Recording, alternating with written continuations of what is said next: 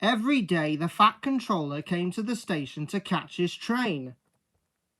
He always said to Thomas. There were lots of trucks and Thomas worked very hard pushing and pulling them into place. There was also a small coach and two strange things his driver called cranes. He told Thomas. One day Thomas was in the yard. Suddenly he heard an engine whistling. A goods train came rushing through much too fast. The engine was James, and he was frightened. His brake blocks were on fire. He panted.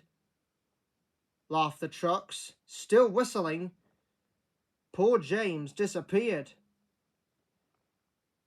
said Thomas the tank engine. Soon came the alarm.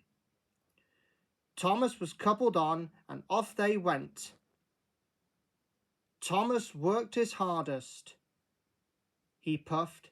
He wasn't pretending to be like Gordon. He really meant it.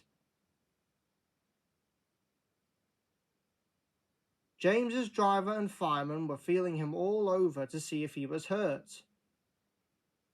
They said,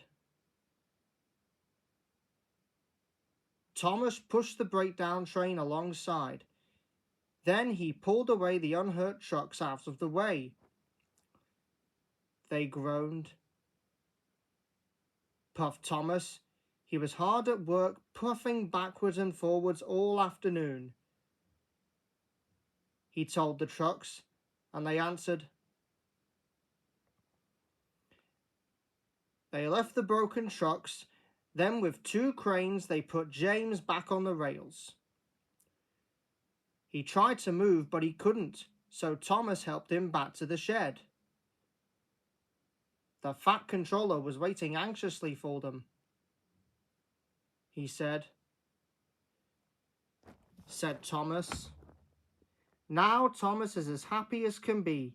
He has a branch line and two coaches called Annie and Clarabelle. He puffs proudly backwards and forwards with them all day. He is never lonely.